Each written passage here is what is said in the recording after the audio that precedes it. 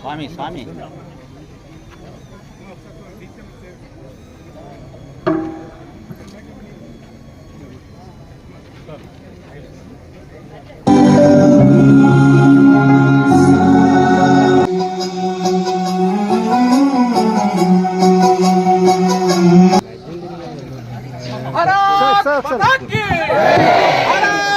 Madam धीमहि गजेशानाय बालचन्द्राय श्रीगणेशाय धीमहि एकदन्ताय वक्रतुण्डाय गौरीतनयाय धीमहि गजेशानाय बालचन्द्राय 150వ సంవత్సర జన్మదిన వేడుకలు. అదేవిధంగా మన జాతీయ గీతం అయినటువంటి వందే మాతర గీతానికి 150వ జన్మదినం రోజు 2 రోజులు కలిపి ఈరోజు మన హెచ్ఆర్ల నియోజకవర్గంలో మన నాయకులు హెచ్ఆర్ నియోజకవర్గంలో చదువుతున్నటువంటి మన విద్యార్థులందరితో మనం ఈరోజు ఈ ర్యాలీ నిర్వహించుకొని ఈరోజు ఇక్కడ ఈ సమావేశం ఏర్పాటు చేసుకున్నాం.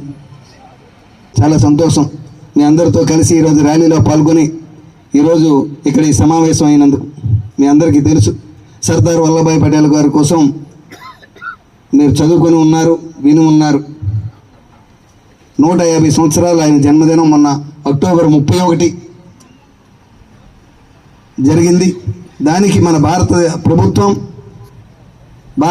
మంత్రిత్వ శాఖ క్రీడలు యువజన శాఖ సర్దార్ వల్లభాయ్ పటేల్ గారి జన్మదినాన్ని విశేషంగా దేశమంతా జరిపించాలని, ఆయన పుట్టిన తేదీ అక్టోబర్ 31 అయితే నవంబర్ 25 వరకు కూడా దేశవ్యాప్తంగా పాదయాత్రలు చేయాలని, కనీసం జిల్లాలో 3 పాదయాత్రలు కంపల్సరీ చేయాలని ఇది ప్రభుత్వ నిర్ణయం. కేంద్ర రాష్ట్ర ప్రభుత్వాలు కలిసి నిర్వహిస్తున్నటువంటి ఈ కార్యక్రమం అక్టోబర్ 31న జిల్లా కేంద్రంలో ఇలాగే సుమారు 1500 నుంచి 2000 మంది వరకు కలిసి ఈ కార్యక్రమాన్ని నిర్వహించడం జరిగింది. మళ్ళీ రెండో కార్యక్రమం కూడా ఈరోజు హెచ్ఆర్లో నిర్వహించడం జరిగింది. ఇంకో కార్యక్రమం జిల్లాలో ఇంకో రోజు నిర్వహించడం జరుగుతుంది. ఇది ఎందుకు ఇదంతా చేస్తున్నాం? సర్దార్ వల్లభాయ్ పటేల్ గారికి ఏంటంత గొప్ప అని ఎవరికైనా అనుమానం రావచ్చు. 1875 అక్టోబర్ 31లో నడియార్లో, అంటే గుజరాత్లో నడియార్ అనే ప్రాంతంలో జన్మించిన ఆయన చదువులో చిన్నప్పుడు చాలా ఆలస్యమైంది. 22 సంవత్సరాల వరకు మెట్రికులేషన్ పాస్ అవ్వలేదు. ఆ తర్వాత లండన్ వెళ్ళి లా పట్టా పుచ్చుకొని మళ్ళీ గుజరాత్ వచ్చి సొంత స్థలానికి వచ్చి అక్కడ పెద్ద లాయర్గా, ప్రముఖ లాయర్గా వ్యవహరించారు. ఆ తర్వాత గాంధీ మహాత్ముని యొక్క ఆయన స్వతంత్ర పోరాట ఉద్యమంతో ఇన్స్పైర్ అయ్యి గాంధీ గారి ఆయన కూడా స్వతంత్ర పోరాటంలో గాంధీ గారు వెనుక జాయిన్ అయ్యి ఆయనతో పాటు నడుస్తూ ఆయనకి అవసరమైనటువంటి సర్వశక్తుల్ని అందిస్తూ ముందుకు సాగారు. కొన్నాళ్ళ పాటు జైల్లో, స్వతంత్ర ఉద్యమంలో జైల్లో కూడా గడిపారు. ఆయన ఒక గుజరాత్లో ఒక బర్దే అనే ఒక ప్రాంతంలో రైతుల కోసం అప్పుడున్నటువంటి బ్రిటిష్ ప్రభుత్వం రైతుల మీద సుంకాలు వేస్తే ఆ సుంకాలు వద్దని చెప్పి పోరాటం చేసి సత్యాగ్రహం చేసి వాటిని విరమింపజేసి రైతులందరినీ సంతోషపెట్టినందుకు ఆ రోజు ప్రజలందరూ కూడా ఆయన్ని మొదటిసారి సర్దార్ అని బిరుదుతో గౌరవించారు. అప్పటి నుంచి కూడా ఆయన్ని సర్దార్ వల్లభాయ్ పటేల్గా పిలుస్తారు. సర్దార్ వల్లభాయ్ పటేల్ గారు భారతదేశానికి స్వతంత్రం వచ్చిన తర్వాత మొదటి ఉప ప్రధాని ప్రభుత్వంలో. నిజానికైతే ఆ రోజు కాంగ్రెస్ కమిటీ మీటింగ్లో ఆయనే ప్రధానిగా ఎన్నికయ్యారు. కానీ మహాత్మా గాంధీ గారు ఆయన్ని వద్దని, నీ అవసరం దేశానికి చాలా అవసరం ఉంది పార్టీకి, కాబట్టి ఇంకో వ్యక్తిని ప్రధానిగా పెడదాం, నీ తాలూకు అవసరం చాలా ఉందని చెప్పడంతో ఆయన వెంటనే వెనుక తగ్గి గాంధీ గారు చెప్పినట్టు ఉప ప్రధానిగా ఉండిపోయారు. మనం అందరం 1947 ఆగస్టు 15 స్వతంత్రం వచ్చిందని మనకు తెలుసు. ఆ స్వతంత్రం జెండా వందనం ఎగరేసుకొని, జెండా వందనం చేసుకొని మనందరమే కూడా స్వీట్లు పంచుకుంటాం. కానీ ఆ రోజు పరిస్థితి వేరు. 1947 ఆగస్టు 15 నాటికి స్వతంత్రం ఇచ్చే నాటికి దేశాన్ని కుక్కల చింపిన విస్తర చేసేశారు. ఎక్కడ ఏవి దొరకకుండా సుమారు 565 రాజుల యొక్క ఆస్థానాలని వారికే స్వతంత్రంగా విడిచిపెట్టారు. అంటే దాని వారికి బ్రిటిష్ వారి యొక్క ఉద్దేశం ఏంటి? ఇది భారతదేశం ఏకంగా ఉండకూడదు, యూనిటీగా ఉండకూడదు, దీన్ని చిన్నాభిన్నం చేయాలి అనే ఉద్దేశంతో 565 ఆస్థానాలకి ఆ రాజులందరికీ మీ ఇష్టం, మీరు ఎక్కడ కలిస్తే అక్కడ కలవండి, భారతదేశంలో కలుస్తారా, పాకిస్తాన్లో కలుస్తారా, లేదా మీరు స్వతంత్రంగా ఉంటారా అని స్వేచ్ఛనిచ్చి వదిలేశారు. అటువంటి ముక్కలైపోయినటువంటి దేశాన్ని మళ్ళీ ఏకతాటిపై తీసుకొచ్చినటువంటి మహానుభావుడు సర్దార్ వల్లభాయ్ పటేల్ గారు 565 ఆస్థానాలని, అందులో సుమారు 562 సంస్థానం. అది మనం దాని మీద మనసు పెట్టాలి. మన పూర్వీకులందరూ మనకు సాధించినటువంటి ఈ స్వతంత్రాన్ని మనం ఏ విధంగా తీసుకెళ్ళాలి, ఏక్ భారత్గా తీసుకెళ్ళాలి. ఆ రోజు స్వతంత్ర ఉద్యమంలో మనందరం బ్రిటిష్ వారినే గడగడలాడించామంటే ఆ రోజు భారతదేశం అంతా ఏక్ భారత్ సాధించి భారతదేశం అంతా ఒక్కటిగా ఉండబట్టి బ్రిటిష్ వారిని మనం దేశం నుంచి వెళ్ళగట్టడం జరిగింది. మళ్ళీ ఈరోజు మనం మళ్ళీ ఆత్మనిర్భర్ భారత్ సాధించాలని మన ప్రధానమంత్రి నరేంద్ర మోడీ గారు మనకి ఉద్బోధన చేస్తున్నారు. ఆత్మనిర్భర్ భారత్ అంటే మరో స్వతంత్ర పోరాటం. ఇది మన దేశంలో తయారు చేసిన వస్తువులు మనం వాడాలి. మేక్ ఇన్ ఇండియా వస్తువులు, మన దేశంలోనే అన్ని వస్తువులు తయారవ్వాలి. ప్రపంచానికి మనం ఏం విరుద్ధం కాదు. మన దేశంలో తయారైన వస్తువులను ప్రపంచానికి మనం అందిద్దాం, నాణ్యమైన వస్తువులను అందిద్దాం. మన దేశాన్ని ఆత్మనిర్భర్ భారత్గా, అంటే స్వయం సమృద్ధి భారత్గా సాధిద్దాం అనే ఉద్దేశంతో ఆయన వికసిత్ భారత్ అనే నినాదాన్ని మనకి ఇచ్చారు. స్వతంత్రం వచ్చి 1947లో స్వతంత్రం వస్తే 76 సంవత్సరాలు పూర్తయినా ఈరోజు కూడా భారతదేశాన్ని అభివృద్ధి చెందుతున్న దేశంగా మనం చదువుతున్నాం. మా తాతలు చదివారు భారతదేశం అభివృద్ధి చెందుతున్న దేశం అని. తర్వాత మా తల్లిదండ్రులు చదివారు భారతదేశం అభివృద్ధి చెందుతున్న దేశం అని. మేము చదివాం భారతదేశం అభివృద్ధి చెందుతున్న దేశం అని. ఇప్పుడు మీరేం చదివారు చెప్పండి? మీరు కూడా అదే చదివారా? భారతదేశం అభివృద్ధి చెందుతున్న దేశం. మరి ఎప్పుడు అభివృద్ధి చెందుతుంది? మన భారత ప్రధానమంత్రి నరేంద్ర మోడీ గారు ఈ విషయాన్నే గట్టిగా చెప్తూ కనీసం 1947 ఆగస్టు 1547 నాటికి మనం స్వతంత్రం వస్తే కనీసం 2047 నాటికి అంటే కనీసం స్వతంత్రం వచ్చిన 100 సంవత్సరాల నాటికైనా నా ఈ దేశం భారతదేశం అభివృద్ధి చెందిన దేశం అవ్వాలి, అభివృద్ధి చెందిన దేశం కావాలని వికసిత్ భారత్ అనే ఒక ప్రణాళికగా, ఒక విజనరీగా మనందరికీ కూడా ఒక లక్ష్యాన్ని ఇచ్చి మనందరినీ కూడా ఏక్ భారత్లో మనందరం భాగమై మనందరితో మన వికసిత్ భారత్ను సాధించాలని ముందుకు తీసుకెళ్తున్నారు. మరి వికసిత్ భారత్ సాధించాలంటే మరి భారతదేశం అభివృద్ధి చెందిన దేశం అవ్వాలంటే ఏం అవ్వాలి? అందరూ ఆరోగ్యంగా ఉండాలి, ప్రతి వ్యక్తి చదువుకోవాలి, ప్రతి వ్యక్తికి ఒక ఉపాధో ఉద్యోగమో ఏదో ఒకటి ఉండాలి, ప్రతి వ్యక్తి కూడా ఆర్థిక సమృద్ధి సాధించగలగాలి. ఈ భారతదేశంలో ఎవరు పేదవారిగా ఉండకూడదు, ఎవరు తిండిలాగా చనిపోకూడదు. ఇవన్నీ జరిగిన రోజునే భారతదేశం అభివృద్ధి చెందుతున్న దేశం అనిపిస్తుంది. ఈ రోజుకి భారత ప్రధాని నరేంద్ర మోడీ గారు 11 సంవత్సరాలు పూర్తి చేసుకున్నటువంటి ఆయన పాలనలో ఈరోజు మన భారతదేశం ప్రపంచ దేశాల నడుములో 4వ స్థానంలో ఉంది. మనం మేరా యువ భారత్ సెంట్రల్ గవర్నమెంట్ ఇవ్వాలి. సో ఈరోజు మనం ఇంత అద్భుతమైన ప్రోగ్రామ్ చేసుకుంటున్నామంటే ఇది ministry of youth affairs and sports వాళ్ళు ఇచ్చిన డైరెక్షన్స్ మాత్రమే. సో ఇది central government programme, youth affairs department and ministry Mansukh Mandaviya గారు మనకు ఇలాంటి అద్భుతమైన ప్రోగ్రామ్ ప్రతి ఎంపీ కాన్స్టిట్యుయెన్సీకి, పార్లమెంట్ కాన్స్టిట్యుయెన్సీకి 3 చేయమన్నారు. ఇది రెండవది. ఫస్ట్ది 31 అక్టోబర్ చేసాం మనం. చాలా గ్రాండ్గా 700 స్టూడెంట్స్ దాకా వచ్చారు. చాలా బిగ్ హిట్ అయింది. మన టౌన్లోనే చేశాము. చాలామంది మిగతా వాళ్ళు పార్టిసిపేట్ చేశారు పిల్లలు. వాళ్ళు కూడా ఇలాగే ఒక యూనిటీతో ఒక అద్భుతమైన మార్చ్ చేశారు. సో ఈరోజు హెచ్ఎల్ కాన్స్టిట్యుయెన్సీలో ప్రతి ఒక్కరు పెద్దవాళ్ళు అందరూ పిల్లలు అందరూ వచ్చి ఇంత గ్రాండ్ సక్సెస్ చేశారు. దానికి మాకు అండ్ యూనివర్సిటీ వీసీ గారికి, ఎమ్మెల్యే గారికి అందరికీ పేరు పేరున థ్యాంక్స్ చెప్పుకోవాలి. చాలా చాలా ఎఫర్ట్స్ కావాలి. పోలీస్ డిపార్ట్మెంట్, మీడియా మిత్రులు అందరూ, అంటే పెద్దవాళ్ళు అందరూ వచ్చి ఒక ఫ్లాగ్స్ తీసుకొని వెళ్ళి కొంతమంది స్లోగన్స్ పాడుతున్నారు. వాళ్ళు పేరు నాకు తెలీదు. ఫస్ట్ ర్యాలీలో కూడా వచ్చారు, భారత్ మాతాకి జై అని. అలాంటి స్లోగన్స్ గూస్ బంప్స్ వస్తున్నాయి. అంటే యూనో ద ప్యాట్రియాటిక్ ఫీలింగ్, అది ఆ ఫీలింగ్ తేవాలని ఇలాంటి అద్భుతమైన ప్రోగ్రామ్స్ పెడుతున్నారు. 2 years బ్యాక్ మేరా మట్టి మేరా దేశ్ అనే ప్రోగ్రామ్ పెట్టారు. చాలామంది ఢిల్లీకి వెళ్ళి అక్కడ ఒక మంచి ప్రోగ్రామ్ని అటెండ్ అయ్యి వచ్చారు. శ్రీకాకుళం నుంచి కూడా వెళ్ళారు. ఈ ఇయర్ ఇలాంటి అద్భుతమైన ప్రోగ్రామ్స్ చేయమని మనకు డైరెక్షన్స్ వచ్చాయి. ఉత్తరాంధ్ర కన్వీనర్గా మన ఎమ్మెల్యే సార్ ఈశ్వర్రావు సార్ని నియమించడం జరిగింది. సో ఆయన ఇచ్చిన డైరెక్షన్స్ ప్రకారం ఆయన డేట్స్, ఈరోజు చాలా స్పెషల్ డే.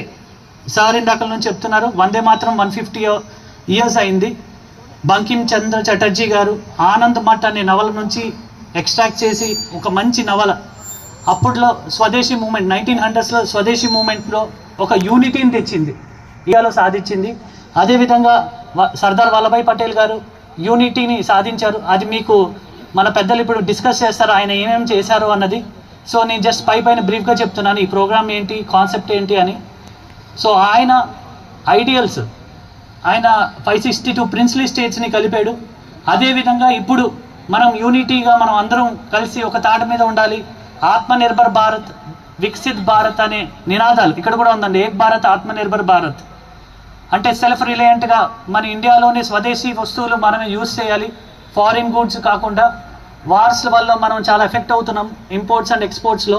సో దాని బదులు మనం సెల్ఫ్ రిలయంట్గా Atmanirbhar Bharat, self reliant India, make in India ఇలాంటి ఉద్దేశాలను సాధిస్తే ఇండియా ఇంకా చాలా అభివృద్ధి చెందుతుందని వికసిత్ భారత్ 2047 ఆశయాలకు అనుగుణంగా, పిఎం మోడీ గారి ఆశయాల అనుగుణంగా మనం సెంట్రల్ గవర్నమెంట్ కానీ స్టేట్ గవర్నమెంట్ కానీ కలిసికట్టుగా, ఇది not only in Srikakulam, Andhra మొత్తం అన్ని స్టేట్స్, ఒడిశాలో అయితే వాళ్ళే ఫండింగ్ కూడా ఇస్తున్నారు స్టేట్ గవర్నమెంట్. ఇది central government funding, but state government కూడా ఇన్వాల్వ్ అయ్యి ఫండింగ్ చేస్తున్నారు. అక్టోబర్, నవంబర్ ఫస్ట్ ప్రోగ్రామ్ అప్పుడు కూడా అందరూ వచ్చారు.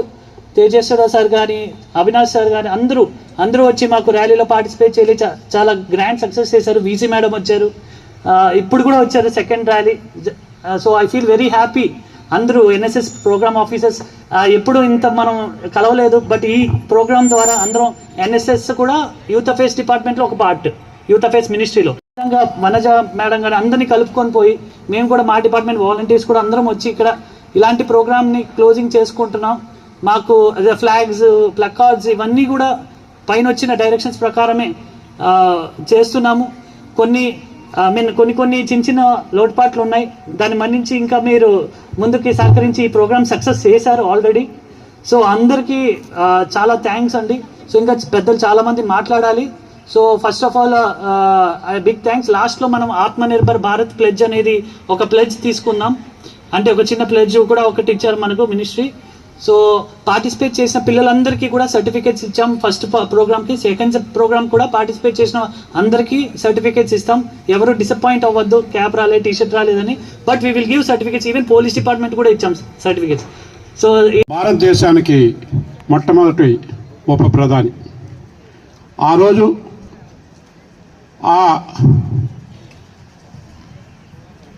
నెహ్రూ గారి ప్రభుత్వంలో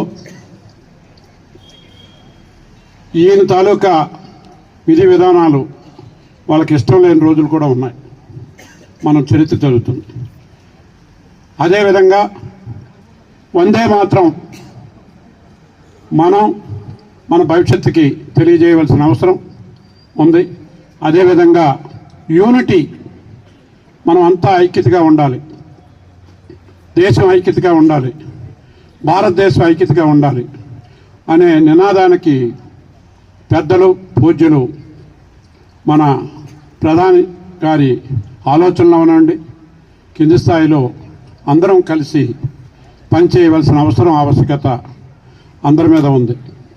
ఈరోజు మనమంతా మౌత్ పెట్టుకొని మాట్లాడడం కాదు, ఐక్యత కోసం అట్లీస్ట్ మనం వెచ్చల నియోజకవర్గంలో వేదిక మీద ఉన్న వాళ్ళందరం ఐక్యత కోసం మనం మనస్ఫూర్తిగా మనం అందరం కూడా కలిసి అడ్మినిస్ట్రేషన్ కానీ, వ్యవస్థను కానీ, అదేవిధంగా ప్రభుత్వాన్ని కానీ, పాఠశాలను కానీ ముందుకు నడిపించడానికి అందరం కూడా సమిష్టిగా ఈ రోజు నుంచైనా మనం అందరం ఐక్యత కోసం పనిచేయగలిగితే భారతదేశానికి మన స్వాతంత్రం వచ్చి 75 సంవత్సరాలు అవునాయి.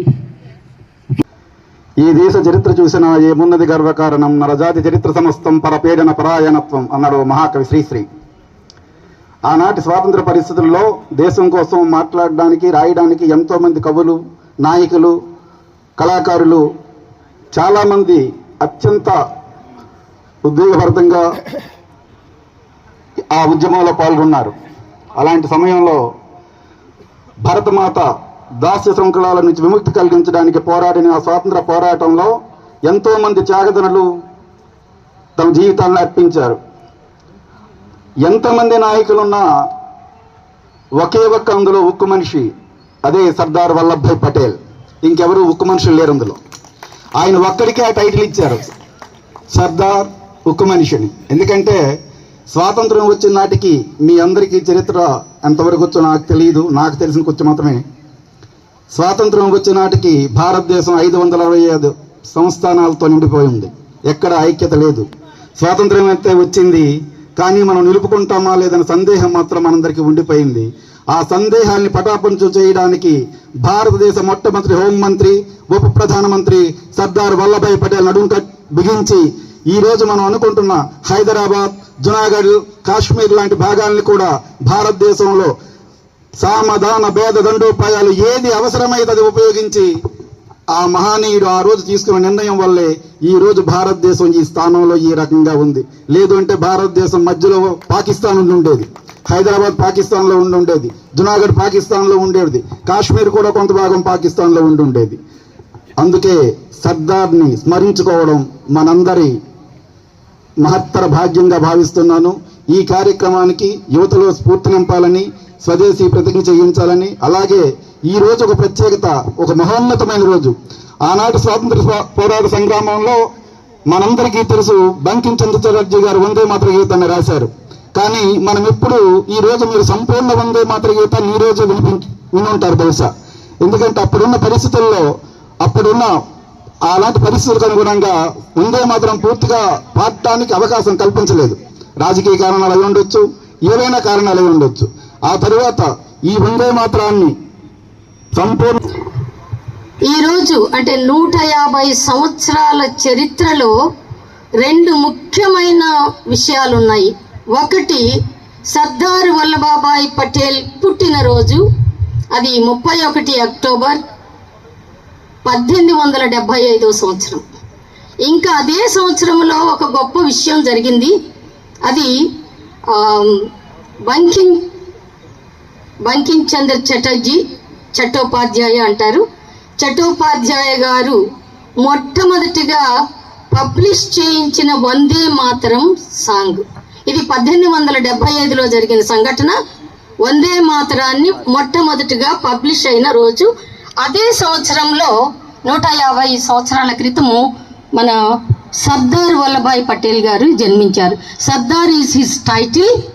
He is the chief among all the national movement leaders because of his courageous attitude. He is a courageous man. అందుకని అతన్ని he is the Iron Man of India అనే ఒక గొప్ప టైటిల్ని ఇంకా మిగతా ఎవ్వరికి ఇవ్వలేదు. ఇందాక వారు చెప్పినట్టుగా వీరొక్కరికే సర్దార్ వల్లభాయ్ పటేల్కే ఇచ్చారు. అతన్ని సర్దార్ అని కూడా అందుకే పిలిచారు. He's the chief of the leaders here అని చెప్పేసి అప్పట్లో. అండ్ ఈ 2 విషయాల్ని ఈరోజు తలంచుకోవడానికి ఈ వేదికను మనము ఉజ్వల్ గారు అండ్ మన ఎమ్మెల్యే గారు, వీళ్ళందరూ నాయకులందరూ కలిసి ఇంత గొప్ప సంఘటనను మళ్ళీ మనం జ్ఞాపకం చేసుకునే గొప్ప సన్నివేశాన్ని మనకి ఇచ్చినందుకు మనం చాలా అభినందనీయులు. దీనికి ర్యాలీగా మా స్టూడెంట్స్, అనేక మంది కాలేజెస్ వాళ్ళు, మా క్యాంపస్ల వాళ్ళు అందరూ కూడాను మరి ఈ సెంట్రల్ గవర్నమెంట్ పిలుపునందుకొని మరి వచ్చినందుకై మీకు